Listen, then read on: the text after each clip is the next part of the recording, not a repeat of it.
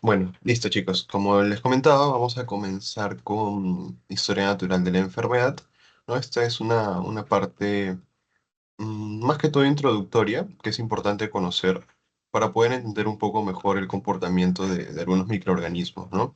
Y también cómo es la transmisibilidad de estas infecciones. Y bueno, vamos a comenzar entonces definiendo lo que es una enfermedad infecciosa.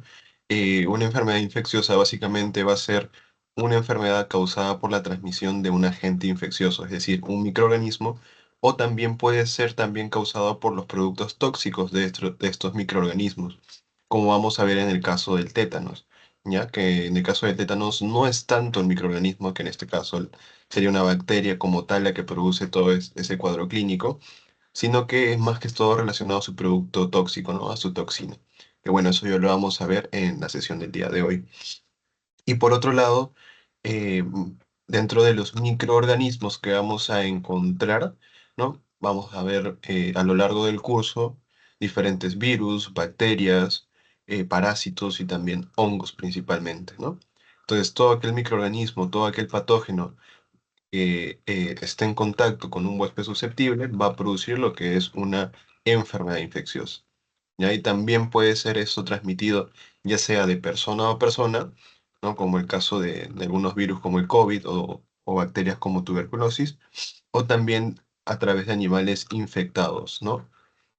Como por ejemplo toxoplasmosis, ¿no? También enfermedades transmitidas por vectores, principalmente dengue, ¿no? Malaria, etcétera. Entonces todo eso es lo que vamos a ver a lo largo del curso, ¿no? Las enfermedades infecciosas. Entonces, ¿qué es la historia natural de la enfermedad? La historia natural de la enfermedad vendría a ser, digamos, el proceso o la evolución que va a tener una enfermedad dejando que siga su curso por sí mismo. Es decir, por ejemplo, no sé, yo dejo un pedazo de carne, ¿no? Ahí sin refrigerar, sin nada, lo dejo al aire libre, por ejemplo, y si yo no intervengo, voy a ver cómo es que este pedazo de carne pasa por un proceso, ¿no? Hasta llegar al proceso de putrefacción. Entonces ahí yo no he intervenido y puedo evaluar todos los cambios que hay a lo largo de los días, a lo largo de las semanas, que está sobre esta carne. Algo parecido es la historia natural de la enfermedad. Yo evalúo o yo trato de ver los cambios que existen a lo largo de la enfermedad sin que exista la intervención por parte del agente sanitario, ¿no? O del personal sanitario. Es decir, que sin que yo tenga un tratamiento sobre esta enfermedad infecciosa. O sea, cómo va evolucionando el cuadro clínico desde los cambios tisulares, desde los signos y síntomas iniciales hasta que ya produzca daño o secuelas, ¿no? Y finalmente el periodo de convalecencia. Entonces, esa es la historia natural de la enfermedad. La evolución de la enfermedad sin la intervención por parte del tratamiento, ¿no? Y para esto nosotros podemos dividir la historia natural de la enfermedad inicialmente en dos periodos, un periodo prepatogénico y un periodo patogénico. El periodo patogénico vendría a ser ese periodo de exposición en el cual está el huésped. Y es aquí, digamos, donde el huésped todavía no está infectado. O sea, en el periodo prepatogénico, si bien hay una exposición, todavía no existe lo que es la infección como tal. A diferencia del periodo patogénico, que aquí ya hay contacto de la gente con el huésped y ya hay una infección de por medio, ¿no? Y aquí en el periodo patogénico ya vamos a ver los cambios tisulares, vamos a ver los signos y síntomas de cada una de estas infecciones, también los daños que pueda generar, las complicaciones, las secuelas y finalmente la convalecencia o cronicidad o muerte, ¿no? Y bueno, regresando a lo que es el periodo prepatogénico, aquí vamos a encontrar, digamos, un triángulo donde cada uno de los lados va a corresponder a lo que es un factor importante, ¿no? Por ejemplo, tenemos lo que es el agente, es decir, el microorganismo, ¿no? Básicamente las características de este microorganismo, su forma de transmisión, su infectividad, su patogenicidad, etcétera, todas las características que presente el microorganismo, ¿no? También tenemos al hospedero, el huésped. En este caso, vamos a evaluar aquí principalmente factores de riesgos, ¿no? Que pueda presentar el huésped, ya sea factores de riesgo ocupacionales, factores de riesgo biológicos, ¿no? Etcétera. O también vamos a evaluar el ambiente, el cambio climático, la temperatura, todo eso vamos a ver eh, en la parte del periodo prepatogénico. Entonces, en condiciones normales, condiciones fisiológicas, debería haber un equilibrio en estos tres, ¿no? Tanto el agente, huésped y ambiente, y esto nos va a permitir estar libre de lo que es enfermedad, en este caso una infección. Entonces, cuando existe un desequilibrio o una alteración en uno de estos factores, o uno de estos lados del triángulo, es ahí cuando se produce lo que es la infección, ¿ya? Por ejemplo, no sé, el huésped de repente es inmunosuprimido, entonces esto ya genera un desequilibrio en lo que es ese triángulo y hace más susceptible el huésped a poder infectarse, ¿no? Los cambios climáticos, los desastres naturales, también puede condicionar eso. Entonces, todo eso vamos a encontrar pues en el periodo prepatogénico. ¿Y para qué nos sirve esto? Esto más que todo es utilizado en la parte de epidemiología, en la parte de salud pública, porque a partir de estos periodos nosotros vamos a poder plantear medidas de intervención para poder controlar, ¿no? estas infecciones, ¿no? Sobre todo esta parte de infectología, vamos a dirigirlo a lo que son las infecciones, ¿no? Por ejemplo, en el periodo prepatogénico vamos a aplicar lo que es principalmente la prevención primaria, es decir, tratar de evitar que este, este paciente, este huésped susceptible, se infecte, ¿no? Para eso, ¿qué voy a hacer? Promoción de la salud, ¿no? Poder enseñarle al huésped, ¿no? A la persona, el correcto lavado de las manos o de que tal vez tenga que lavar adecuadamente los alimentos, ¿no? Antes de cocinarlo o cocinar bien los alimentos. De repente no estar en contacto con, o en hacinamiento, mejor dicho, ¿no? Todas esas medidas que pueden evitar ciertas enfermedades infecciosas, ¿no? Se le va a poder educar al paciente a poder tomar esas medidas, ¿no? Y también la medicina preventiva, principalmente lo que es la vacunación. ¿Ya? Entonces, todo eso va a estar dirigido a lo que es la prevención primaria. Por otro lado, la prevención secundaria está más que todo relacionado con lo que es el diagnóstico precoz y el tratamiento oportuno. Es decir, aquí vamos a encontrar todo lo que tenga que ver con tamizajes, ¿no? Para poder detectar precozmente lo que es la infección. Y finalmente, la prevención terciaria es cuando ya quieres minimizar lo que es el daño o la secuela. Entonces, acá ya está implicado lo que es la rehabilitación física y también la terapia psicológica, ¿no? Entonces, para eso es importante poder estudiar lo que es la historia natural de la enfermedad y poder entender estos dos periodos. Bueno, continuando con lo que es la historia natural de la enfermedad, nosotros vamos a tener también diferentes periodos. Por ejemplo, tenemos el periodo de incubación. En este caso, el periodo de incubación vendría a ser el periodo que va desde que ingresa el microorganismo o el patógeno, ingresa el patógeno, hasta que produce síntomas, hasta producir síntomas,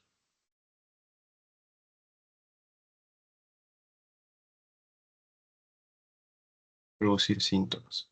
Entonces, a eso se le va a denominar como periodo de incubación. Luego el periodo prodrómico, aquí vamos a encontrar síntomas iniciales, síntomas inespecíficos, síntomas iniciales o síntomas inespecíficos,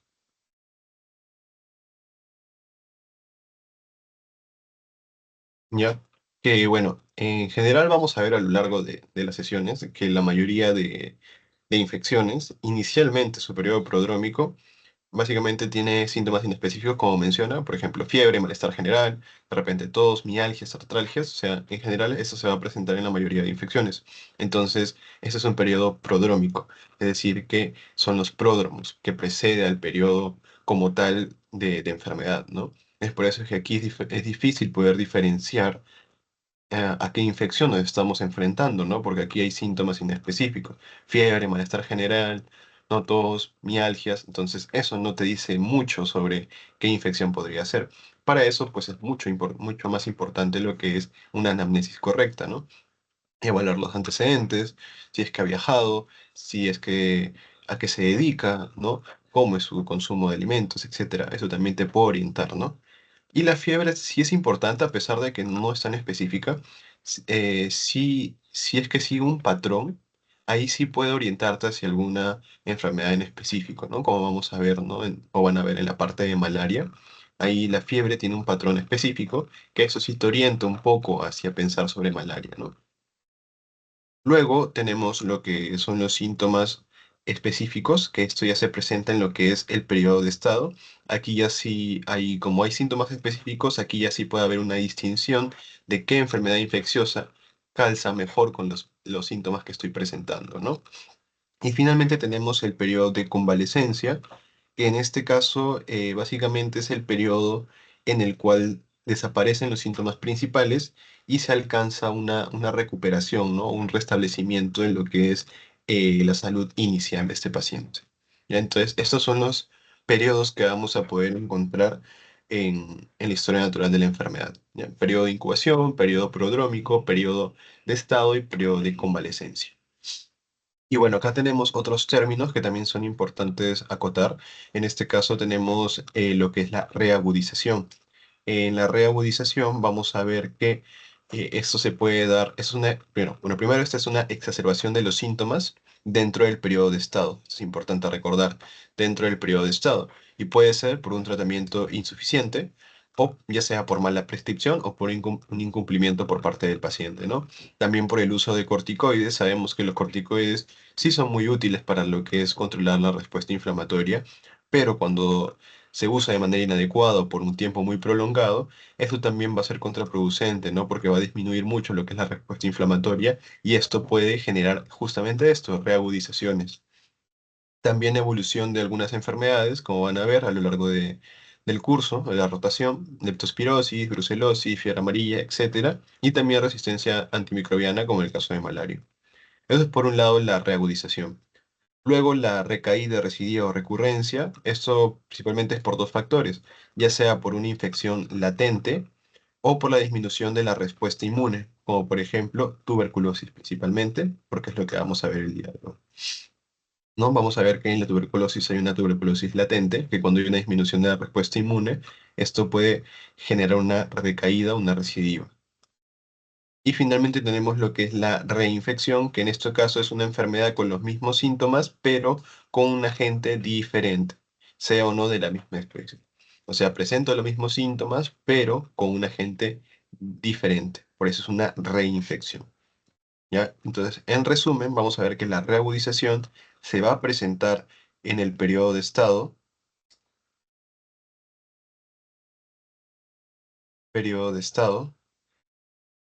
mientras que la recaída y la reinfección se presentan en el periodo de convalecencia.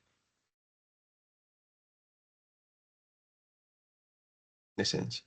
Entonces, esa vendría a ser las principales diferencias, ¿ya? Y bueno, ahora tenemos la patogénesis de la enfermedad infecciosa, ¿no? A muy grosso modo mencionar pues que acá tenemos lo que es el agente infeccioso, el patógeno. Inicialmente este va a estar en exposición, o bueno, el huésped va a estar en exposición frente a este agente patógeno, y luego cuando hay un desequilibrio en el triángulo que habíamos mencionado, ya sea en el microambiente, en el huésped o en el agente, esta persona se va a infectar. Entonces, la infección va a estar relacionada con lo que es la multiplicación del agente, ¿ya? Y esto va a generar una respuesta inmune inespecífica inicialmente. Y ya cuando hay una respuesta inmune mucho más específica, ya es cuando se produce la enfermedad y se puede hablar de los grados, ¿no? Si es un grado leve, moderado o severo, ¿no? Es principalmente eso, ¿no? Evaluar el grado, ¿no? En el caso de enfermedad. Porque a veces las personas pueden infectarse, pero van a ser asintomáticas, ¿no? No van a presentar ninguna sintomatología y por lo tanto no hacen la enfermedad como tal. Por eso es importante hacer la distinción entre una infección, pues, y la enfermedad como tal. Ahí ya se puede hablar de grados, leve, moderado o severo. Finalmente, vamos a hablar sobre la patogenia de las enfermedades infecciosas, ¿no? Continuando con lo que hemos visto un poco. Entonces, tenemos que el agente patógeno, el agente infeccioso, va a tener una capacidad infectiva o infecciosidad. Esta vendría a ser la capacidad que tiene el agente para poder multiplicarse. Por lo tanto, como habíamos visto, la multiplicación del agente está relacionada con lo que era la infección. Por lo tanto, la infecciosidad también va a estar relacionada con que es la infección, ¿no? O sea, mayor capacidad de multiplicación, mayor capacidad de poder producir lo que es la infección. Y la patogenicidad es la capacidad del patógeno para poder infectar y causar lo que es la enfermedad, ¿ya? Y finalmente tenemos la virulencia, que vendría a ser el grado de compromiso que puede tener este patógeno, ¿no? Que acá vemos puede ser leve, moderado y severo. Y bueno, eso es lo que les quería mostrar con respecto a la parte de eh, historia natural, ¿no? Este tema en realidad es más que todo introductorio, como les comentaba, y es para que puedan ver, ¿no? Sobre todo el periodo prepatogénico y patogénico, que es lo que más preguntan en esta parte. Y también un poco sobre estos periodos de aquí. Principalmente estas diapositivas son las más importantes. ¿Tienen alguna duda?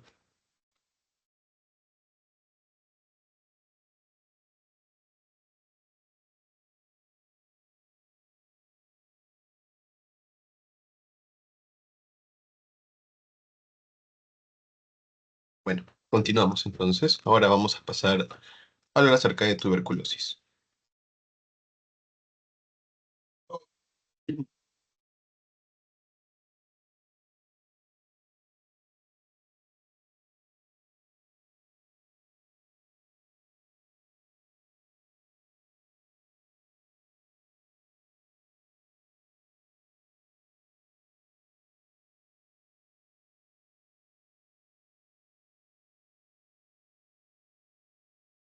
Listo. Entonces, ahora vamos a hablar acerca de lo que es tuberculosis, ¿no? A mí me gusta dividirlo bastante cada tema.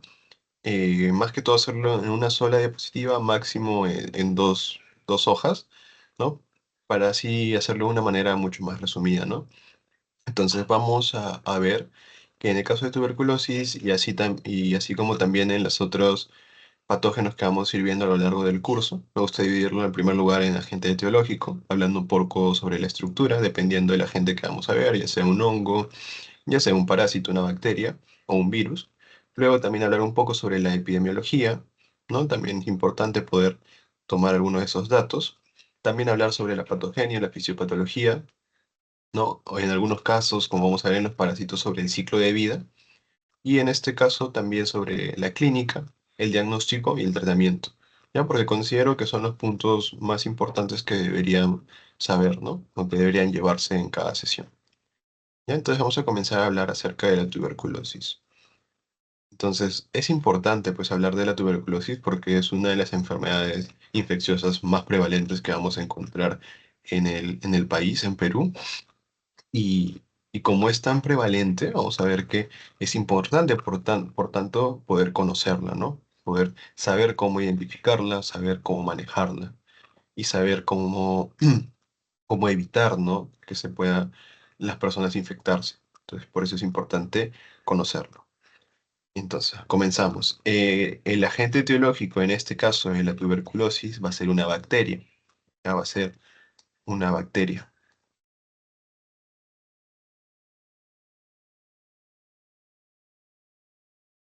En este caso va a ser el Mycobacterium, una micobacteria,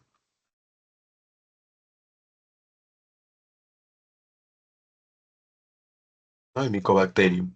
Que en general, pues el más común que vamos a ver es que sea el Mycobacterium tuberculosis.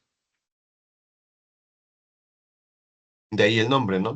Tuberculosis va a ser producido por una bacteria que vendría a ser Mycobacterium tuberculosis. Pero la tuberculosis no solo puede ser producida por el Mycobacterium tuberculosis, también puede ser producido por otros tipos de bacterias, que en este caso también pertenecen a lo que son el Mycobacterium, pero van a ser de otros tipos. Por ejemplo, tenemos al Mycobacterium africanum, ¿no? Tenemos al Mycobacterium bovis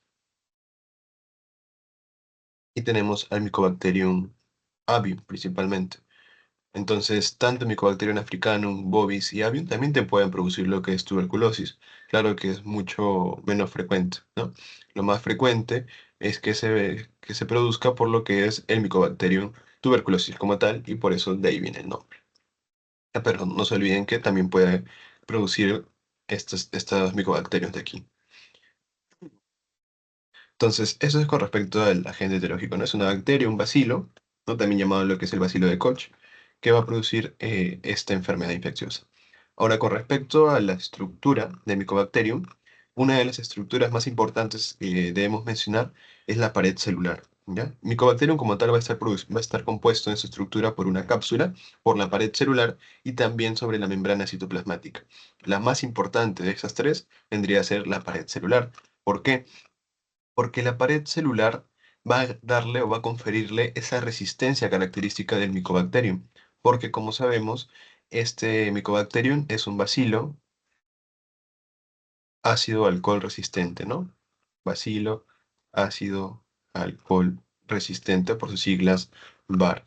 ¿Y por qué? Por la pared celular, ya que esta pared celular va a estar compuesto por un complejo macromolecular, es decir, que va a tener básicamente derivados de las macromoléculas principales, ¿no? Azúcares, lípidos y principalmente estos dos, ¿no? Y por eso en este caso vamos a ver que este complejo macromolecular va a estar determinado principalmente por lo que son el peptidoglicano, ¿no? Este de aquí, estos, digamos, como que hexágonos de color azul, vendría a ser el peptidoglicano y básicamente sería como el esqueleto de la pared celular, o sea, como la base de la pared celular, ¿no? Por eso es que está casi aquí pegado, ¿no? Esto es el peptidoglicano. También tenemos a los ácidos micólicos, ¿no? Que vendrían a ser ácidos grasos complejos y que le van a conferir ese carácter hidrofóbico que presenta el Mycobacterium. Y también tenemos el arabino galactano, ¿no? Entonces, estos tres componentes van a generar un complejo macromolecular que le va a conferir esa resistencia característica a la pared celular. Por otro lado, también tenemos otra parte de la estructura de la pared celular, que en este caso es el hiporabinomanano. El hiporabinomanano vendría a ser el resultado de la glicosilación de estos fosfolípidos, ¿ya? Y esto es importante porque vendría a controlar la respuesta inmune, o sea, va a intervenir en lo que es la patogenia de la tuberculosis. Es decir, que va a ser un inmunomodulador. Modulador. Y también es importante porque el hiporabinomanano es utilizado también para el diagnóstico, sobre todo en pacientes inmunosuprimidos. Y ahorita voy a explicar, más adelante voy a explicar por qué, ¿ya? Pero en general el hiporabinomanano es más utilizado en pacientes inmunosuprimidos, como también seguramente lo van a ver en la parte de VIH. Bueno, eso es con respecto a la parte inicial, ¿no? El agente etiológico ya saben que es una bacteria del género Mycobacterium, principalmente, o el principal, pues, es el Mycobacterium tuberculosis, pero también existen otros como el Africanum, el Bovis y el Apium, ¿ya? Dentro de la estructura, acuérdense siempre de la pared celular, que básicamente está compuesto por lo que son los ácidos micólicos, peptidoglicano y arabinogalactano, que le van a conferir esa resistencia y esa característica de ser bacilo ácido alcohol resistente pues, a este micobacterio. Y el hiporabinomanano también es el resultado de la glicosilación de los fosfolípidos que sirve como inmunomodulador y también va a intervenir en lo que es el diagnóstico en pacientes inmunocomprometidos sobre todo, ¿no? Porque en pacientes que son no inmunocompetentes, perdón, en los pacientes que son inmunocompetentes, ahí no se suele pedir tanto este hiporabinomanano. Y acuérdense también del hiporabinomanano porque digamos que es el componente, uno de los componentes más importantes de lo que es la pared de Mycobacterium. Suele preguntarlo bastante en los exámenes, ¿no? Entonces, eso es inicialmente lo que debemos saber sobre la tuberculosis. Luego, con respecto a la epidemiología, como les dije, la tuberculosis es una enfermedad bastante prevalente en lo que es el Perú, ¿no? Y vamos a ver que uno de los departamentos que, o por no decir el principal departamento que se ve afectado por la tuberculosis es Lima, ¿no? Específicamente vamos a ver que en 2022 pues tenemos que Lima Este es el principal, ¿no? Ah, bueno, también Lima Centro, ¿no? Pero principalmente Lima Este.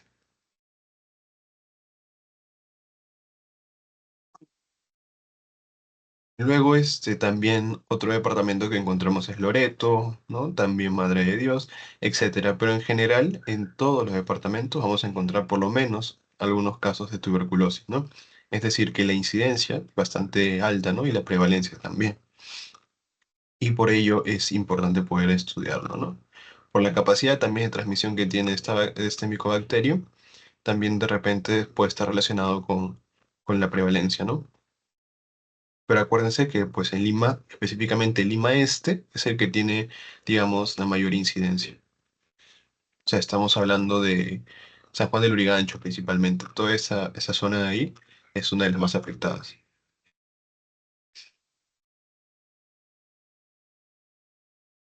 Ahora vamos a pasar a hablar acerca de la patogenia. Nosotros debemos recordar primero que la transmisión pues, de la tuberculosis va a ser a través del aire, ¿no? ¿Mediante qué? Mediante, vamos a ver pues que eh, se va a dar mediante gotículas de repente, ¿no? Las cuales van a presentar lo que son los bacilos, ¿no? Y esto mediante una persona que tenga una tuberculosis activa, ¿ya? O sea, mediante aerosoles. Entonces, una persona que tenga una tuberculosis activa, al toser o estornudar, va a eliminar lo que son los aerosoles y estos aerosoles van a contener lo que son los bacilos, ¿ya? Por ejemplo, acá tenemos una persona que probablemente tenga una tuberculosis activa, ¿no? Como vemos aquí ese puntito rojo. Voy a darle un poco más. Ese puntito rojo, elementos que tenga una tuberculosis activa. Entonces, cuando tosa o estornude, va a comenzar a eliminar lo que son estos aerosoles, ¿no?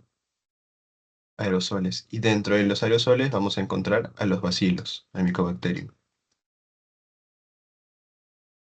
Y entonces estos bacilos, estos aerosoles van a ingresar a través de la vía aérea, pues de la persona o el huésped susceptible, y de esta manera, pues la persona va a infectarse inicialmente, ¿no? Una característica del Mycobacterium es que el Mycobacterium suele ignorar la vía aérea superior. O sea, no coloniza o digamos no infecta la vía aérea superior, sino que de frente se va hacia el alveolo. A diferencia del COVID, por ejemplo, que van a verlo de repente más tarde con Yolanda, es que el COVID sí puede inicialmente afectar lo que es la nasofaringe de repente, o puede afectar lo que son los bronquios, ¿no? Entonces todo lo que es el tracto superior, de repente ahí sí lo puede afectar. En cambio, el Mycobacterium no suele afectar tanto lo que es el tracto superior, sino que de frente se va a lo que es el tracto inferior, principalmente lo que es el alveolo, ¿ya? Y a nivel alveolar también recordar pues que tenemos dos tipos de células principalmente, o el alveolo va a estar compuesto por dos tipos de células. Uno por el neumocito tipo uno, que básicamente va a tener una función de sostén, de estructural, una función estructural. Es decir, que los neumocitos tipo uno van a ser como células aplanadas que van a estar rodeando lo que es el alveolo y van a estar bastante juntas. Y esto va a permitir que estén bien adheridas y por lo tanto van a evitar que ciertas sustancias o ciertas moléculas puedan ingresar. Ya por eso es que a veces los anticuerpos en condiciones normales, o sea, si este alveolo no está afectado, no suelen ingresar a lo que es el alveolo justamente porque estos neumocitos tipo uno están bien adheridos.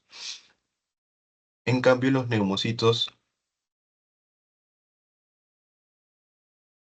tipo 2, esos también son importantes. ¿Por qué? Porque van a tener una función de producir lo que es el surfactante pulmonar, ¿no? Recordemos que alrededor del alveolo vamos a tener moléculas de agua. Estas moléculas de agua van a contraerse. Entonces, al contraerse, van a expulsar el aire dentro de los alveolos, ¿ya? Y esta contracción, digamos, o esta expulsión del aire en sí va a generar pues que el alveolo se colapse. Pero para evitar esto está lo que es el surfactante pulmonar. Es un agente tensioactivo que evita justamente o disminuye la tensión superficial y de esta manera pues el alveolo ya no se colapsa, ¿no? Porque en general pues el alveolo tiende a colapsarse. Adicionalmente, dentro de la patogenia del tuberculosis, el surfactante también es importante. ¿Por qué? Porque, bueno, según se menciona, tiene la capacidad de poder debilitar lo que es la pared celular de Mycobacterium, que sabemos esto le confiere su resistencia, y por lo tanto, al debilitar la pared del Mycobacterium, hace que sea mucho más fácil para los alveolos, perdón, para los macrófagos alveolares poder fagocitarlos, ¿no? Entonces, esa es una de las funciones que está dentro de lo que es el surfactante pulmonar. Y bueno, regresando entonces, tenemos la persona pues que está infectada, tiene una tuberculosis activa, va a eliminar los bacilos y esta persona se va a contagiar. Luego, una vez que llega a los alvéolos, este bacilo va a ser captado por lo que son los macrófagos alveolares. Alveolares. Entonces, dentro de de los macrófagos alveolares, vamos a ver que van a interiorizar estos bacilos.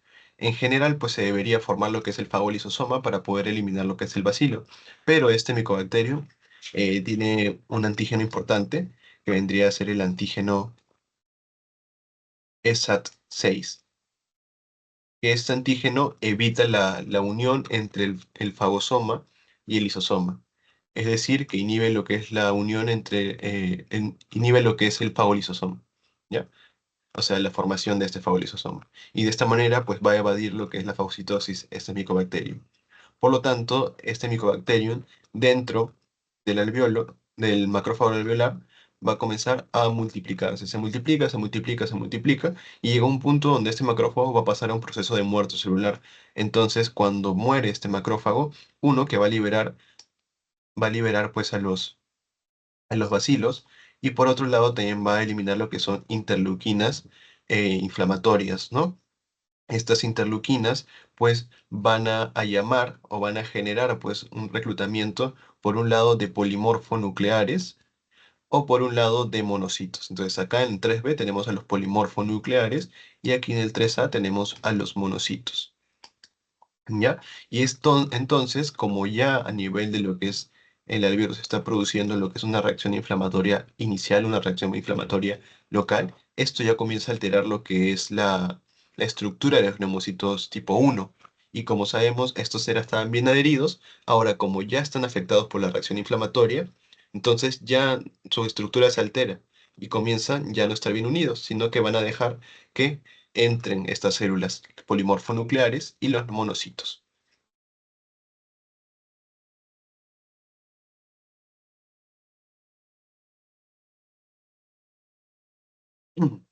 Luego, ya sea por los polimorfonucleares o los monocitos, los bacilos van a llegar al fin y al cabo a lo que es el ganglio regional. Por eso es que la tuberculosis también puede cursar o en la clínica podemos encontrar lo que son adenopatías, ¿no? Entonces, estos pueden llegar a lo que es el ganglio y a nivel del ganglio se va a estimular a lo que son los linfocitos T helper, ¿no? Los linfocitos T helper, ¿no?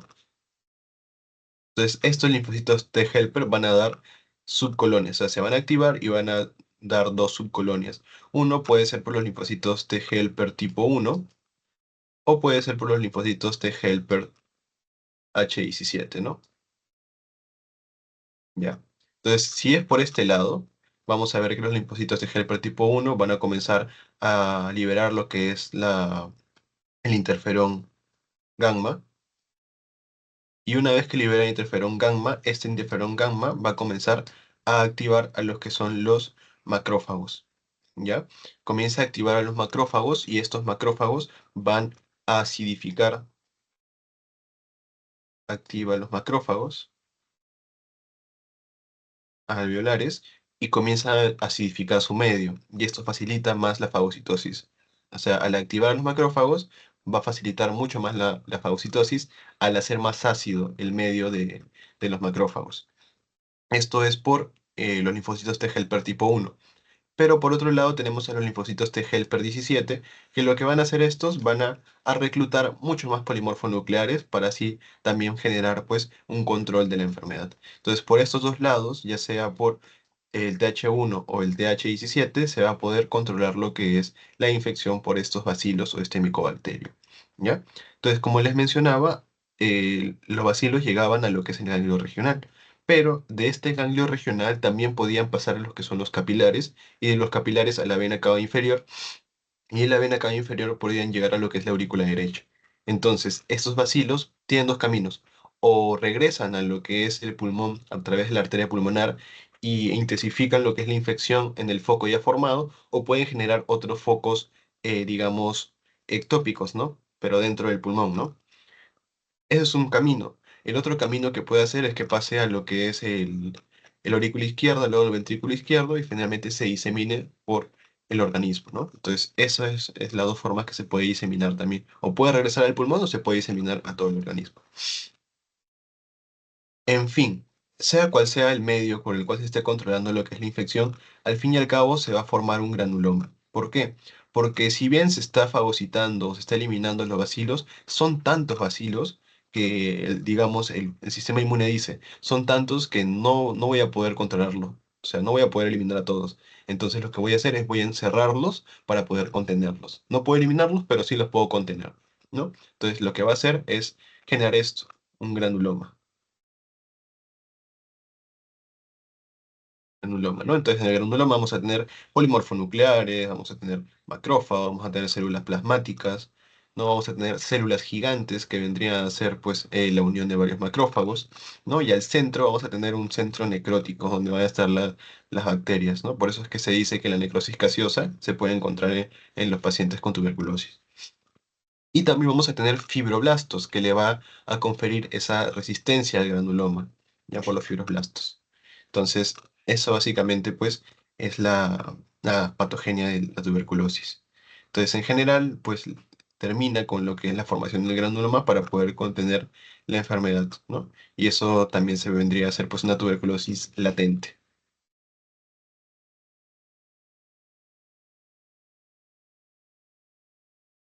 ¿Hasta ahí hay alguna duda?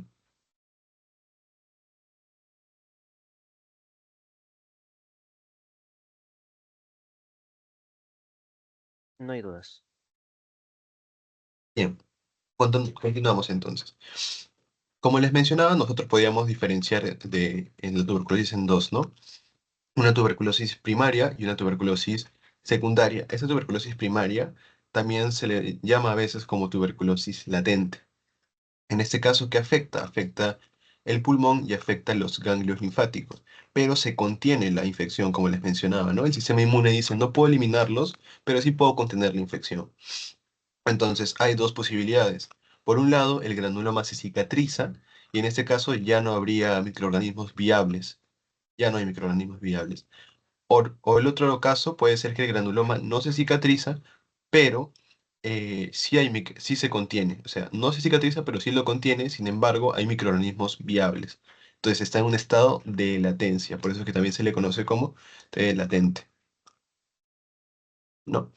Y ese estado de latencia, pues cuando este paciente, esto es cuando su sistema inmune está ok, no está súper bien, pero si este paciente, no sé, comienza a tener desarreglos, ¿no? O comienza a tener, digamos, una situación de inmunosupresión, ahí se puede activar esta tuberculosis, sobre todo en los microorganismos que están viables, ¿no? Entonces, esa es una tuberculosis primaria.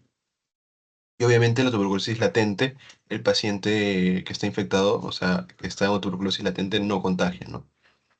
Mientras que en la tuberculosis secundaria o tuberculosis activa, en este caso, ya acá no solo se limita lo que es el pulmón, la infección, sino ya comienza a tener una afectación extrapulmonar por la diseminación que les había mencionado, ¿no? Llegaba a los ganglios y de los ganglios a los capilares, de ahí la vena cava inferior, de ahí al corazón. Aurícula derecha, de ahí ventrículo derecho, y si se daba el caso, podía regresar al pulmón, o en todo caso, podía pasar a lo que es la aurícula izquierda, ventrículo izquierdo, y finalmente, pues, diseminarse a todo lo que es el organismo. En este caso, pues, una tuberculosis activa puede ser por reactivación o por una reinfección. Y como en este caso la respuesta inmunitaria es mucho más rápida y agresiva, entonces en este caso ya no se va a producir solo un granuloma, porque ya no lo va a poder contener, sino aquí ya se produce una cavitación, como vemos aquí, ¿no? Y también, como les mencionaba, podía diseminarse por otros órganos, por vía hematógena principalmente, y eso va a producir lo que es una tuberculosis miliar. ¿Ya? Entonces, esa es la diferencia principalmente entre una tuberculosis latente y una tuberculosis activa. La tuberculosis latente contiene lo que es la infección y tiene microorganismos ya sea viables o no viables, pero no es contagioso. Mientras que la tuberculosis activa, ahí ya no solo afecta el pulmón, sino se disemina, puede ser por una reactivación y es mucho más rápida y agresiva. Puede producir una cavitación o en todo caso diseminarse. Y obviamente aquí sí ya hay, digamos, se puede contagiar, ¿no? O sea, el paciente que con tuberculosis activa ya contagia. Ahora, con respecto a la clínica, nosotros vamos a ver que el periodo de incubación del Mycobacterium es alrededor de 2 a 4 semanas. 2 a 4 semanas. Y dentro de la clínica tenemos principalmente estos cuatro, ¿no? Estos cuatro síntomas o signos. Tenemos por un lado tos, que es una tos, digamos, purulenta, ¿no? Con secreción. Tenemos también fiebre, o en todo caso en la tos también puede haber hemoptisis, ¿no? Hemoptisis. También tenemos lo que es fiebre, sudoración nocturna, diaforesis nocturna y pérdida de peso. Entonces, digamos que estos son los cuatro síntomas cardinales, pues para pensar, sospechar sobre una tuberculosis, ¿no? Sobre todo lo que es la pérdida de peso, el sudor nocturno y la pérdida de peso, sobre todo eso, tiene bastante sensibilidad con lo que es la tuberculosis, ¿no?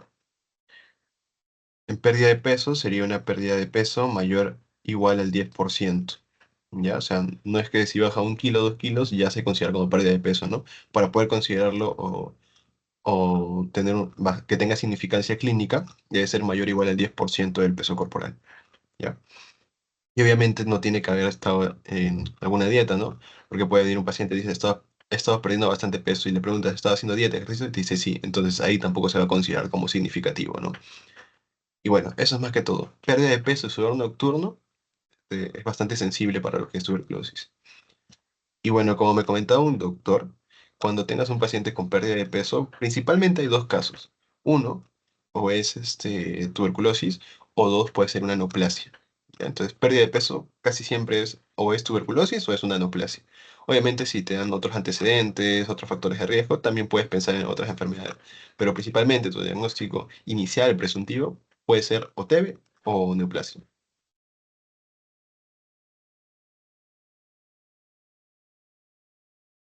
Ahora, para pasar a hablar acerca del diagnóstico, hay bastantes métodos de diagnóstico en el caso de tuberculosis, desde tinciones hasta cultivos, ¿no? Y vamos a ir mencionando sobre todo las principales. En este caso tenemos esta prueba de aquí, que se denomina como PPD, o también llamada prueba de tuberculina, que seguramente alguno de ustedes se habrá hecho, porque lo piden bastante en lo que son los requisitos para poder rotar en lo que son los hospitales. O bueno, es uno de los requisitos que piden, ¿no? Y bueno, este más que todo consiste en que se va a inocular lo que es un antígeno, ¿no? Procedente de lo que es el Mycobacterium a nivel de lo que es intradérmico, ¿no? A nivel intradérmico, ¿no? Y luego de 2, 3 días más o menos se va a evaluar se va a formar una bón, ¿no? Y de esta bón lo van a medir y van a ver el diámetro. Para que sea positivo, ¿alguien sabe cuánto es? ¿Cuánto es la medida para considerarlo positivo?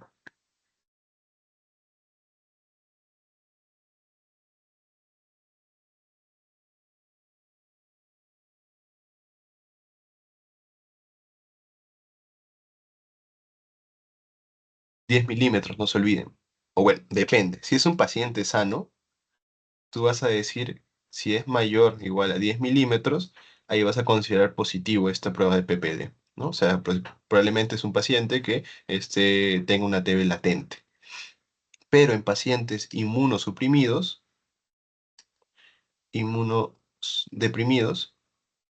ahí el punto de corte ya no es 10 milímetros, sino es mayor o igual a 5 milímetros, o sea, la mitad. ¿Ya? Entonces, eso les pueden preguntar también, ¿no? En la prueba de tuberculina o PPD, vamos a ver que para poder considerarlo positivo tiene que ser mayor o igual a 10 milímetros el diámetro de la bón, o en inmunosuprimidos mayor o igual a 5 milímetros. Eso es para más que todo un diagnóstico de tuberculosis latente.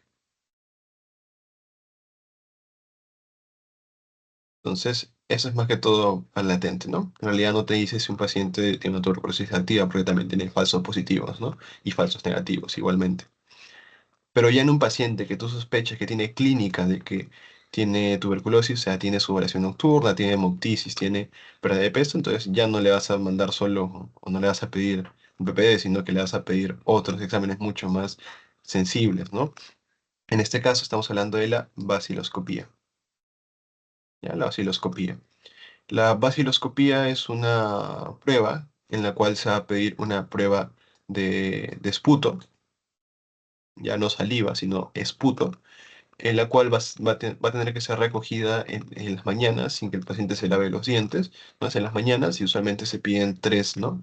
Tres baciloscopías, ¿ya? Entonces, se le pide al paciente, te trae tu muestra de esputo y tú vas a utilizar lo que es la tinción de Ziel-Nielsen. Nielsen. Entonces, esta tinción de Ziel-Nielsen es una tinción especial que se utiliza en bacilos ácido alcohol resistentes. ¿En qué consiste?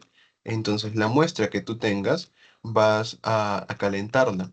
Entonces, al calentar esta muestra, vas a solubilizar lo que son los componentes de la pared celular, ¿no? Como sabemos, la pared celular de este micobacterio es bastante resistente. Entonces, si tú lo calientas, vas a solubilizar esta pared y esto va a permitir que el colorante pueda ingresar, ¿no? Dentro de lo que es la pared celular. Entonces ingresa y este colorante, que vendría a ser la fucsina, tiene bastante afinidad por lo que son los ácidos micólicos. Entonces lo calientas, ingresa el colorante, digamos que se pega a los ácidos micólicos y luego ya dejas que se enfríe. Entonces cuando se enfría, esta pared celular se vuelve a solidificar y esto ya permite pues que se pueda ver la coloración, ¿no? Y como contracontraste se utiliza este azul que vemos ahí, que es el azul de metileno, y la tinción vendría, pues, ¿no? Ser estos bacilos que están teñidos o coloreados con fucsina. Entonces, a eso se le denomina como tinción de Ziel-Nielsen. Y para poder informar, ¿no? Este resultado se utiliza las cruces. Si es negativo, se utiliza el signo menos, ¿no? Porque no se encuentran bacilos ácido alcohol resistentes. Si es una cruz, menos de un bacilo ácido alcohol resistente por campo. Si es más 2, 1 a 10. Y si es 4 cruces, más de 10 bacilos ácido alcohol resistente. ¿Ya? Entonces, esta es una otra prueba. Entonces, tenemos por un lado para el diagnóstico lo que es la baciloscopía.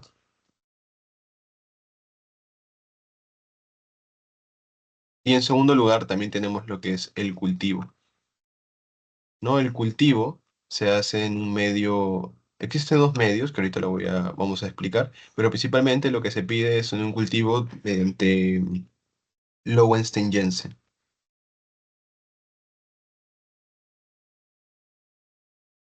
Jensen, ¿no? Que es un cultivo sólido. Y entonces este cultivo se va a pedir pues al paciente y esto demora alrededor, mira, de 2 a 3 semanas recién se puede comenzar a ver, ¿no? El crecimiento bacteriano, pero es alrededor de un mes donde ya sale el cultivo como tal, ¿ya? Y acá está un cultivo, ¿no? Que vendría a ser un medio de Lowenstein-Jensen. Entonces, hasta ahí tenemos dos formas de poder diagnosticar lo que es una tuberculosis activa. Por un lado, la visuiloscopía y por otro lado, lo que es el cultivo. Y aquí tenemos también otras formas de diagnóstico. Como les mencionaba, el cultivo tiene dos formas. Puede ser un cultivo en medio sólido,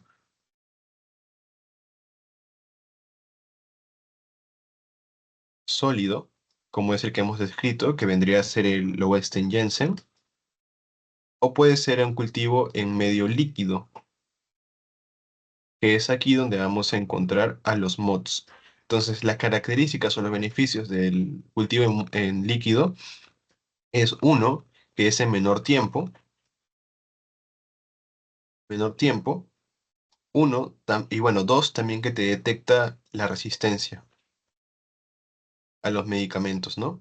Sobre todo lo que es la isoniazida rifampicina. Entonces, esa es la ventaja que tiene el cultivo líquido. Pero igual siempre se pide también lo que es el cultivo sólido, ¿ya? Y finalmente tenemos el genotype, que también es una prueba que sirve para evaluar lo que es la resistencia y que se hace a partir de una muestra de un cultivo. Entonces, por un lado tenemos los cultivos en general, tenemos el cultivo sólido, que es el clásico Lowenstein-Jensen, y por otro lado tenemos los que son un poco más actuales, que son el cultivo líquido. En este caso tenemos a los MODS, que, que sale el resultado en menos tiempo, alrededor de 2 semanas, Y también, además de que te da el resultado, o sea, te dice si es positivo o tiene o no tuberculosis, también te dice si es sensible o tiene resistencia a la isoniazida o rifampicina, ¿no? Y por otro lado tenemos el genotype, que también se pide bastante, que sirve para evaluar también justamente esa resistencia, ¿ya? Y bueno, esto lo vamos a ver más adelante en la parte de tratamiento, solo es quería mostrarles que también existían lo que son los medios líquidos y también el genotype. Entonces, hasta ahí tenemos vaciloscopía. Bueno, en primer lugar, clínica, ¿no? Clínica, antecedentes de exposición, si ha estado en contacto con un paciente con tuberculosis, etcétera. Clínica, inicialmente. Luego tenemos lo que son las vaciloscopías y ahora el cultivo y el genotype. Ya, esos son principalmente lo que se utiliza para poder evaluar a un paciente con tuberculosis y poder evaluar el diagnóstico, ¿no?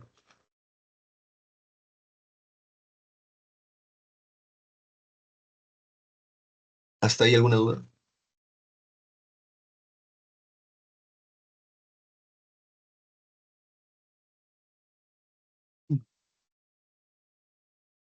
Bueno, seguimos. Y ahora sí vamos a hablar algunos, digamos,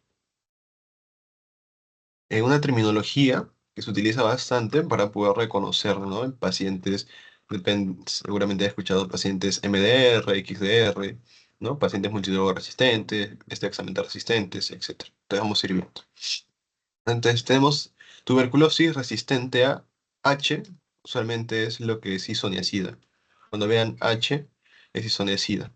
Entonces es una TB resistente a isoniazida.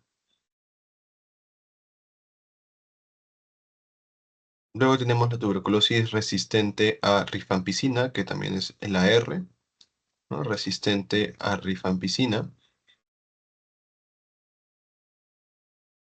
rifampicina. Y bueno, hasta ahí es fácil, ¿no? RH, resistente a isoniazida. RR, resistente a rifampicina. Antes también se le denominaba esto como monoresistente. Monoresistente, porque es resistente solo a un fármaco. Ahora sí viene lo importante, que eso sí los pregunta bastante ese examen, así que ojo con esta parte. Ahora tenemos lo que es la tuberculosis MDR o multidrogo resistente. En este caso es un paciente que va a ser resistente a isoniazida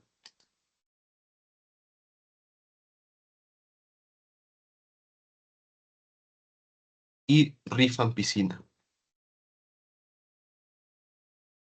Ampicina. Entonces es un paciente que es resistente a los dos fármacos, ojo, a los dos fármacos, isoniazida y rifampicina. Luego tenemos la tuberculosis pre-XDR. En este caso es un paciente MDR o es un paciente RR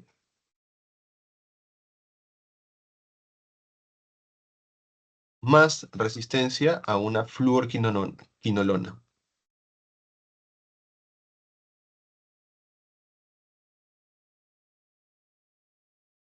¿Ya?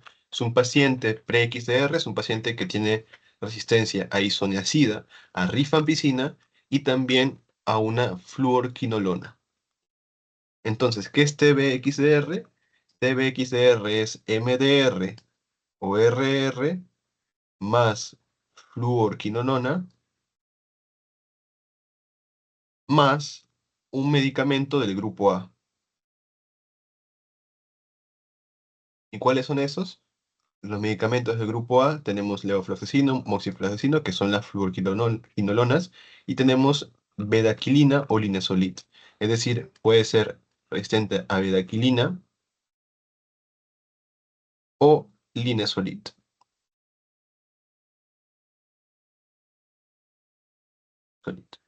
¿Ya? Entonces, es la diferencia. Y tuberculosis poliresistente es aquel paciente que es resistente a medicamentos antituberculosos, pero que no está dentro de lo que es MDR. O sea, por ejemplo, ¿no? Es un paciente que es resistente a rifampicina y es un paciente que es resistente a etambutol. Ya sabes, un paciente que es resistente a ambos. Por lo tanto, no podría ser considerado como solo resistente a rifampicina, sino que también como resistente a entabutol, también se le considera como poliresistente. Y entonces, esa parte sí es importante. Entonces, tuberculosis monoresistente o es resistente a isoniazida, a rifampicina. MDR es cuando es resistente a los dos, tanto a isoniazida como rifampicina. Pre-XDR es un MDR más resistencia a una fluorquinolona. XDR es resistente a rifampicina, a isoniazida, a fluorquinolona y a un medicamento del grupo A. O sea, básicamente es resistente a todo. Y un poliresistente es cuando es resistente a los fármacos antituberculosos, pero sin contar MDR. O sea, puede ser isoniazida más etambutol, puede ser rifampicina más etambutol, puede ser rifampicina más pirecinamida, etcétera, etcétera, etcétera. O sea, ese es un paciente poliresistente. ¿Se entendió esta parte?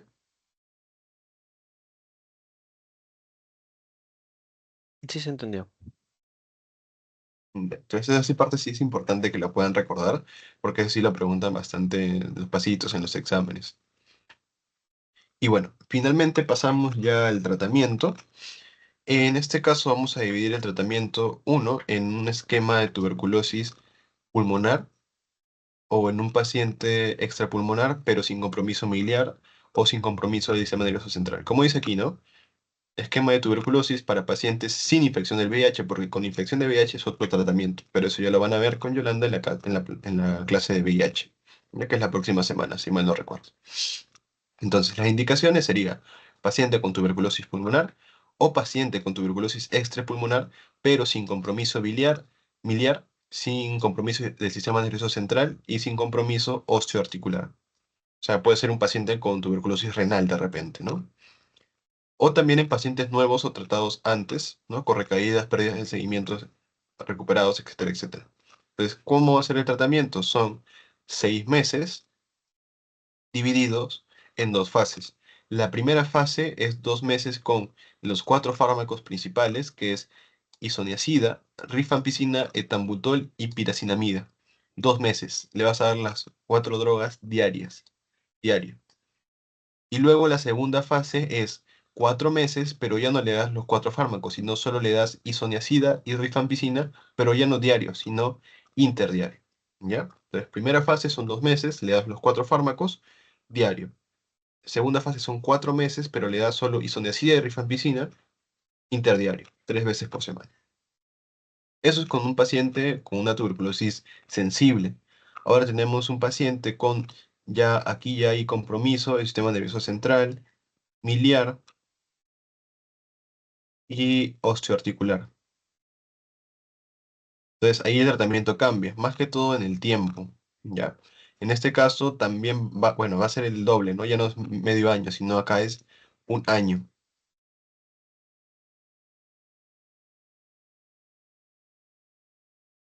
Acá es un año.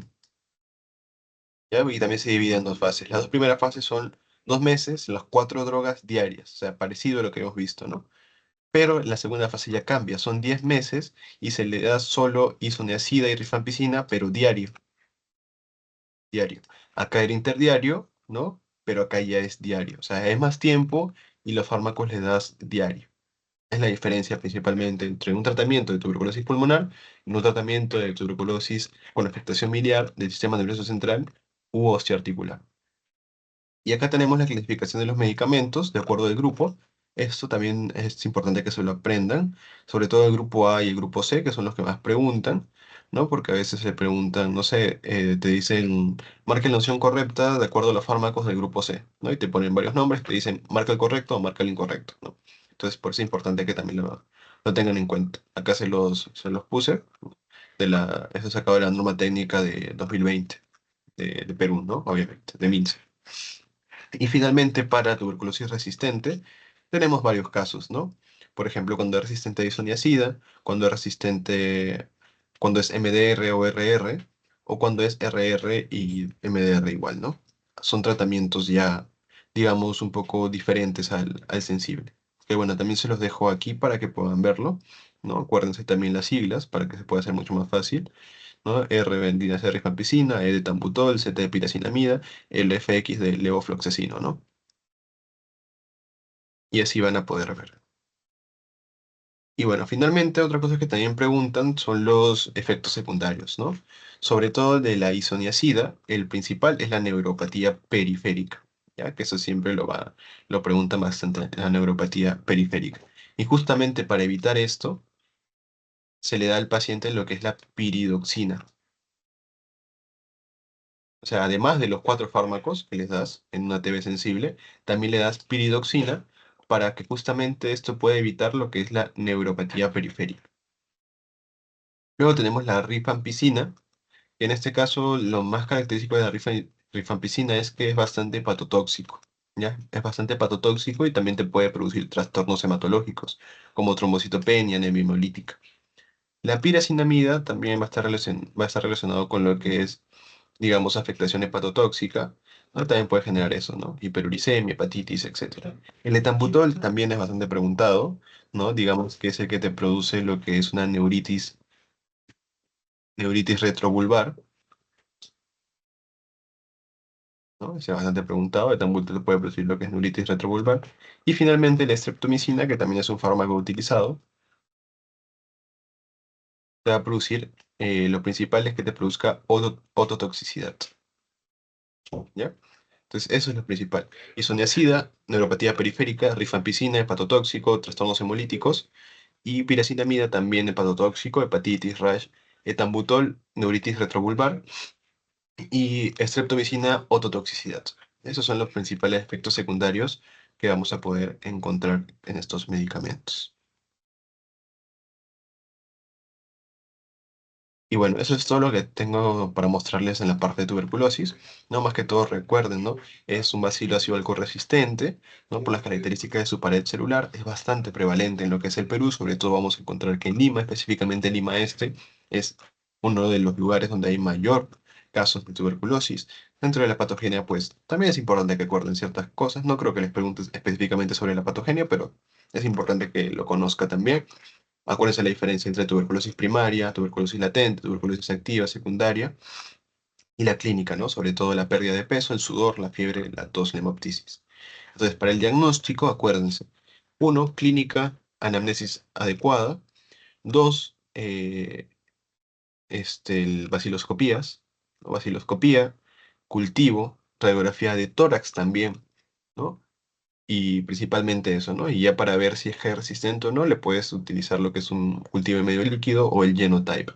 Y de ahí categorizar si es que es un paciente con tuberculosis resistente a isoniazida, si es resistente a rifampicina, MDR, XDR, poliresistente, si es sensible, etcétera, etcétera. El tratamiento, sobre todo el tratamiento para TB sensible y TB con afectación del sistema nervioso central, miliar y extraarticular, es importante que lo puedan recordar.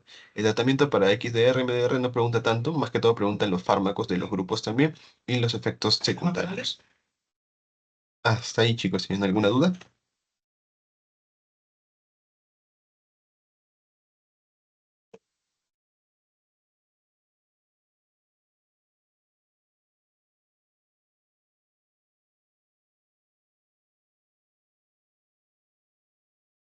Bueno, entonces continuamos ya con el último tema que vendría a ser tétanos. ¿Ya? Ahorita voy a compartir, hace unos minutos.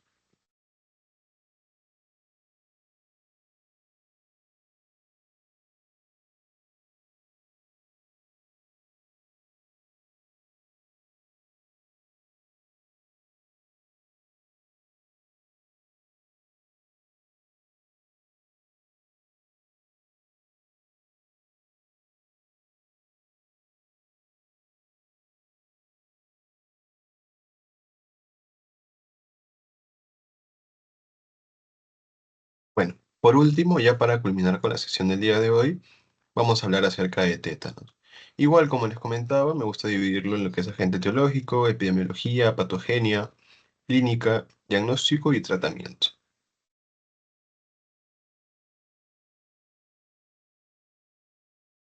Listo, entonces vamos a comenzar. El tétanos va a ser una enfermedad infecciosa también, que va a ser producida por una bacteria. Ya va a ser una bacteria esporulada,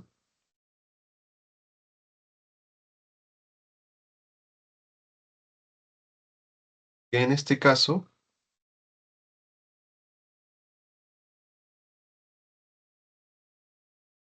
va a ser eh, producida por el Clostridium tetani, ¿no? Entonces, esta bacteria se va a denominar así, como Clostridium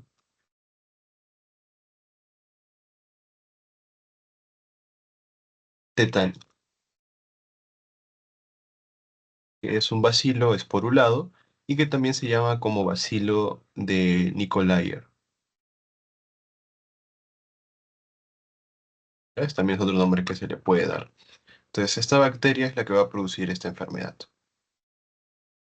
Entonces, es importante poder hablar sobre tétanos porque es una enfermedad bastante mortal, sobre todo cuando no hay una vacunación adecuada o cuando no hay un tratamiento oportuno o precoz, ¿no? Se puede esto generar lo que es la muerte del paciente y no es una muerte tranquila, digamos, una muerte bastante dolorosa por toda la sintomatología que va a producir. Entonces, por eso es importante también conocer lo que es el tétanos, ¿no? Entonces, ya vimos, ¿no? Que es producido por lo que es la bacteria, una bacteria, en este caso un bacilo, el Clostridium tetani. ¿Ya? Pero en sí, pues no es la bacteria como tal la que va a producir todo el cuadro, como habíamos visto en la parte de historia natural de la enfermedad, les comentaba un poco, sino que va a ser más que todo por la toxina producida por esta bacteria, ¿no? Y esta toxina vendría a ser la tétanoespasmina. Tétanoespasmina. Entonces, la tétanoespasmina es la toxina producida por el tétano, ¿no? Por el Clostridium tetani, que va a producir toda esta sintomatología que íbamos a ir describiendo. ¿Ya? Y la dosis letal de de esta toxina es 2,5 microgramos. 2,5 nanogramos, perdón. Nanogramos. ¿Ya? Y bueno, acá tenemos unas de las formas de esta bacteria. Tenemos la forma esporulada, ¿no? La forma terminal esporulada, que esta forma se va a encontrar más que todo en los reservorios, es decir, en los cementerios, en los clavos, sobre todo en los metales, ¿no? En los metales es donde vamos a encontrar esta forma, esta forma de espora del Clostridium tetani. Esta forma, si nos damos cuenta, tiene una corteza, ¿no? Tiene un núcleo que por su característica esférica le va a conferir bastante resistencia a lo que es el ambiente. O sea, el cambio de temperatura, el cambio climático, esto va a poder soportarlo en esta forma de espora, ¿ya? Entonces, por eso es que le puede sobrevivir bastante tiempo en los metales lo que es esta bacteria. Y finalmente tenemos también la forma vegetativa, que esta es la forma que va a producir la toxina, ¿ya? Entonces, la forma vegetativa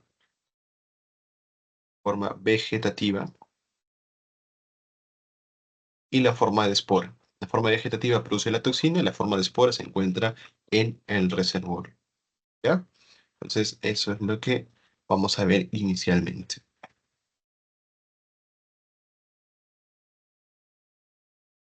Con respecto a la epidemiología, pues en 2024 se han presentado uno y tres casos, ¿no? Sobre todo en lo que es la región de San Martín, el departamento de San Martín, y también en Cajamarca, ¿no? Si damos cuenta, Cajamarca es uno de los departamentos que tiene bastantes casos en los últimos años, al igual que también San Martín, ¿no? Hasta 8 ha llegado en el 2022. Y bueno, estos tres casos que se han presentado en 2024 es hasta la semana epidemiológica número 12, si mal no recuerdo. Entonces, puede que hasta la actualidad haya aumentado uno, dos, unos cuantos casos más, ¿no? Alrededor de más de 10 por año existe, ¿no? Como vemos, ¿no? Por ejemplo, 2023, 18, 2022, 22, 2027, 2021, 17, y así. Si damos cuenta, es más de 10 los casos, ¿no? Entonces, si hasta la semana epidemiológica número 12 hemos tenido 3, de repente ahorita debe estar en 10, en 11, ¿no? Entonces, es importante también a conocerlo para ver que el tétanos no es que es ajeno a nuestro contexto, sino que sí se presentan casos, sobre todo en pacientes, porque la vacunación no es adecuada. Y es ahí donde radica lo que es la prevención, la promoción de la salud, ¿no? Para poder informar, educar al paciente que debe conocer cuándo vacunarse, ¿no? También educar a las gestantes y a- al personal de salud, ¿no? Y por eso es importante, sobre todo la vacunación en esta enfermedad infecciosa es muy importante. Ahora, vamos a hablar acerca un poco sobre la patogenia. La patogenia, más que todo, o la transmisión, se va a dar a través de heridas. Entonces, tiene que existir una puerta de entrada, que en este caso vendría a ser una herida, para que pueda ingresar lo que es la bacteria. Si no existe una herida, es muy poco probable que esta bacteria pueda ingresar, ¿no? Y pueda desencadenar su toxina. Entonces, el Clostridium tetani va a ingresar al organismo a través de la herida, como les comentaba, y va a pasar por un proceso, ¿no? De germinación. Entonces, una vez que ya ingresa, va a transformarse en la forma vegetativa y como ya vimos, la forma vegetativa es la que produce la tétanoespasmina, que vendría a ser esta toxina de aquí. Esta tétanoespasmina, en realidad su diana es a nivel del sistema nervioso central. Y para eso tiene que llegar a través de lo que es la motoneurona periférica, o sea, va a llegar a través de los axones, a través de un mecanismo interneuronal retrógrado, ya, y finalmente va a llevar a lo que es la motoneurona del sistema nervioso central. O sea, lo que quiero que recuerden es que su diana es motoneurona del sistema nervioso central. ¿Y qué va a hacer aquí? Lo que va a hacer aquí es una estimulación excitatoria continua, o sea, una activación permanente. Una activación permanente. ¿Y esto cómo lo va a hacer? Porque esta tetanoespasmina tiene la capacidad de inhibir a los neurotransmisores inhibitorios, como por ejemplo el GABA. Entonces, como inhibe o bloquea a los inhibidores, a los neurotransmisores inhibidores, esto va a generar una continua estimulación excitatoria que se va a transmitir pues en las contracciones musculares, en los espasmos musculares, en la rigidez muscular. Entonces, eso es un poco sobre la patogenia pues de este, esta bacteria. Entonces, con respecto a la clínica, aquí vamos a dividirlo en moderado y grave y severo. Acá no hay casos leves, solo es moderado a severo, por las características de afectación que tiene esta bacteria. Ya, entonces, en un grado moderado, vamos a ver que el periodo de incubación suele ser menor a 2 semanas y los espasmos suelen ser moderados, menos de 12 en 24 horas. Entonces, lo característico que vamos a encontrar en la clínica del tétanos es la rigidez muscular. Rigidez muscular. Es lo más característico. En el caso moderado podemos encontrar lo que es el trismo o trismo intenso, ¿no? El trismo es lo que vemos aquí en esta imagen, que vendría a ser, digamos, o una contracción de lo que es la mandíbula, ¿no? Hay mejor dicho, hay una rigidez mandibular y eso también se denomina como mandíbula trabada, o sea, es una incapacidad para poder cerrar lo que es la boca. Eso se denomina como trismo, por una rigidez mandibular.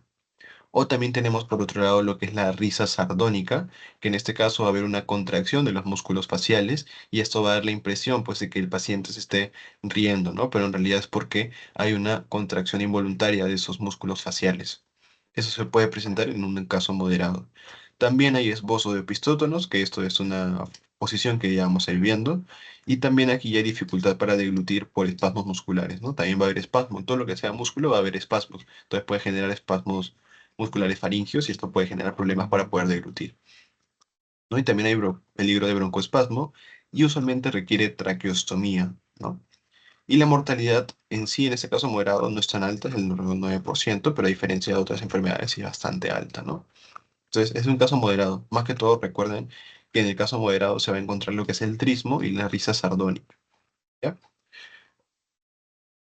Finalmente, o bueno, para culminar con la parte de clínica, ¿no? Tenemos que ver también los casos graves y severos. Aquí, como es un grave, ya hay un periodo de incubación mucho más corto, o sea, va a ser una instauración mucho más aguda, entonces va a ser más grave.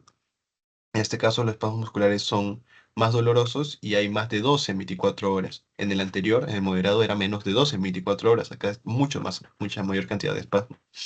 Y acá también hay la posición de opistótonos, que es esta posición clásica que vemos aquí, que es una incurvación, ¿no? De lo que es la columna por justamente la contracción, la rigidez de los músculos. Y esto puede producir una fractura de la vértebra dorsal incluso, ¿no? Y aquí los espasmos también se pueden generar por estímulos, ¿no? Como por ejemplo el ruido o las luces también pueden generar estos espasmos, pueden estimularlo. Y finalmente también hay respiración dificultosa porque hay una afectación de los músculos respiratorios.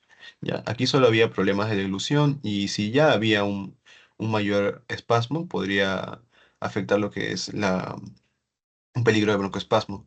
Pero aquí ya hay una afectación de los músculos respiratorios. Por lo tanto, va a haber una afectación de la ventilación y por ende el paciente va a presentar o puede presentar lo que es cianosis, hipoxia y finalmente la muerte. Por eso es que acá la mortalidad ya es de alrededor del 50%.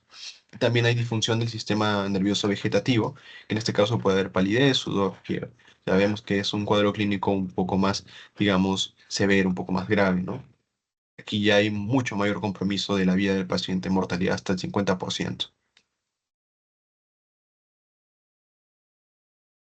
Y este es otro cuadro que también nos permite poder evaluar los grados de un paciente con tétanos. Básicamente se evalúa distintos parámetros.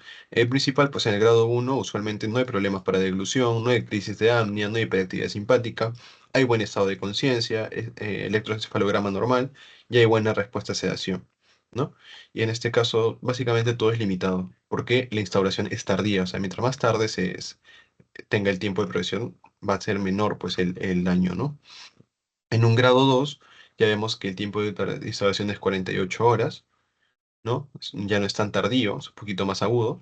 Aquí ya hay una disfagia leve, ya hay espasmos musculares, sí, que son provocados, ¿no? Por estímulos de repente. Aquí ya hay leve crisis de apnea y aquí ya hay confusión, o sea, ya comienza a alterarse lo que es el estado mental, el nivel de conciencia. Y también ya se afecta lo que es el electroencefalograma. Y finalmente el grado 3 es cuando ya es mucho más agudo, menos de 48 horas. Aquí ya es muy intensa la disfagia de líquidos, hay mucha mayor cantidad de espasmos, son más frecuentes, más intensos, más dolorosos. Aquí ya se afectan lo que son los músculos respiratorios, por lo tanto va a haber una afectación de la ventilación y por ende pues una cianosis, ¿no? Finalmente la hiperactividad es más intensa y aquí ya el nivel de conciencia puede llegar hasta incluso coma y está muy alterado el electroencefalograma. Ya, entonces esos son también los grados que vamos a encontrar, pues, ¿no? Dependiendo de las características. O sea, en grado uno básicamente no afecta deglución, no hay espasmos leves, es tardío y no hay alteración del electroencefalograma. El nivel de conciencia es bueno. En grado 2 ya comienza a haber una alteración del nivel de conciencia, confusión, y hay espasmos, sí, pero no, son leves. Hay disfagia de líquido, sí, pero es leve también, todo es leve. El grado 3 ya es mucho más agudo, es muy más intenso, más doloroso, más frecuente los espasmos, y hay afectación de los músculos respiratorios, puede haber cianosis. Aquí el electroencefalograma está muy alterado y ya incluso puede llegar a coma. Básicamente es el resumen pues, de estos grados, ¿no? Finalmente, el diagnóstico es netamente clínico. No hay una prueba como tal que te va a permitir poder determinar, más que todo es por la clínica, característica, ¿no? Si es moderado, de repente hay trismo, hay tristeza sardónica, hay espasmos musculares, o sea, es clínico, netamente clínico. Netamente clínico, también haciendo hincapié, pues, en los antecedentes, ¿no? Sobre todo va a llegar un paciente, pues, que tiene una herida, y le vas a preguntar con qué se ha hecho la herida, de repente he estado trabajando con fierros, ¿no? Con clavos, y ya eso te podría acercar al diagnóstico. Pero el diagnóstico es netamente clínico. Y finalmente tenemos el tratamiento. El tratamiento es un manejo en UCI, ¿no? Porque acá no hay casos leves, hay casos moderados a severos. Entonces, acá el manejo es en UCI. Primero, aislamiento. ¿Por qué? Porque en casos graves, severos, hemos visto que los estímulos pueden desencadenar estos espasmos musculares. Por ejemplo, la luz, el ruido. Entonces es importante poder aislar al paciente, minimizar lo que es la luz y también minimizar lo que es el ruido para evitar los espasmos. También le vas a dar una sonda nasogástrica. ¿Por qué? Porque el paciente tiene problemas para deglutir, tiene espasmos en los músculos faringios. Entonces, ¿cómo vas a alimentarlo? A través de una sonda nasogástrica. Sonda vesical para poder controlar el flujo urinario, para controlar el volumen urinario, ¿no? Porque le vas a administrar bastantes medicamentos. Y junto con esto, pues tenemos el catéter venoso central, que como le vas a infundir un montón de medicamentos, es importante poder tener esta vía de acceso. Luego, dieta hiperproteica, calórica, ¿por qué? Porque el paciente va a estar constantemente en contracción, o sea, va a estar en una contracción activa, o sea, va a necesitar bastante energía. Por lo tanto, le puede hacer una dieta hiperproteica, ¿no? Sobre todo porque como hay desgaste de los músculos, ¿no? Se puede haber pérdida de proteínas también. Traqueostomía también es importante, como ya hay espasmos faringeos, también puede generar problemas para poder ventilar adecuadamente y también se le utiliza para poder aspirar las secreciones. Como sabemos, hay bastantes riesgos de broncoespasmo y también de evitar de que se complique con una neumonía aspirativa, ¿no? Por las secreciones que puede presentarse. Entonces también es importante poder realizar lo que es una traqueostomía. También inmunoglobulina antitetánica o Tetuman es importante poder administrarlo, ¿no? Se administra 500 unidades por litro, 500 unidades por litro, 500 unidades, y de estas 500, 125 va a ser alrededor de la herida y el resto va a ser a nivel intramuscular. ¿No? También se le utiliza lo que es el toxoide tetánico, que vendría a ser la vacuna. Esto más que todo para aumentar el nivel de inmunidad, o sea, para prolongar el tiempo de inmunidad del paciente. También la debridación de la herida. ¿Por qué? Porque habíamos mencionado que la forma vegetativa es la que produce la toxina. Entonces, si tú solo le das inmunoglobulina, le das la vacuna, pero no limpias la herida, ahí va a seguir estando la forma vegetativa, por lo tanto va a seguir dando lo que es la toxina, va a estar produciendo toxina, toxina, toxina. Entonces, por más tratamiento que tú le des, no va a mejorar. En cambio, si tú le limpias la herida, debridas la herida, ahí ya vas a poder retirar lo que son los focos de la forma vegetativa. Y así vas a también a contribuir a evitar que se esté produciendo lo que es la toxina, ¿no? La tetanoespasmina. Entonces, por eso es importante también una limpieza y una hibridación adecuada de la herida. Metronidazol también, 500 miligramos cada 6 horas, vía oral, porque esto ayuda a controlar la forma vegetativa también directamente lo que es el del, del tétano, ¿no? Y finalmente raditina, porque como va a estar recibiendo bastantes medicamentos, es una forma de proteger también una protección gástrica.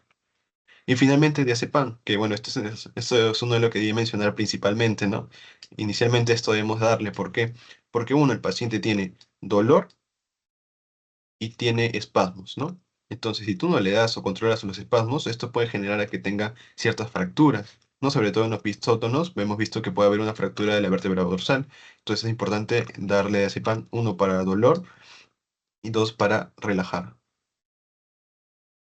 los músculos, ¿no? Entonces, digamos el principal, no sé por qué lo puse o lo mencioné al final, pero es uno de los principales, ¿ya? Entonces, si nos damos cuenta, el manejo es bastante amplio. No es solo darle su toxoide tetánico o su inmunoglobulina antitetánica y ya está, sino es evaluarlo y controlarlo de manera adecuada, ¿no? Zona nasogástrica, aislamiento, raditirina, metronidazol, debridación, etcétera, etcétera, etcétera. Entonces, estas son todas las características o todos los puntos que debemos tener en cuenta. Y finalmente tenemos pues la prevención. Más que todo la prevención va a estar dirigida a la vacunación, como les menciono. Vacunándonos vamos a evitar en gran medida todo lo que hemos descrito.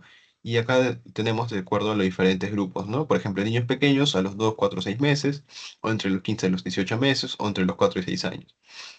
En pacientes preadolescentes entre los 11 y 12 años, y en los adultos cada 10 años. Y en las mujeres embarazadas, pues semana 27 a 36 de cada embarazo. ¿Ya? Y eso es todo lo que les tenía para, todo lo que les traje para el día de hoy, no tanto de tuberculosis como tétanos. ¿Tienen alguna duda?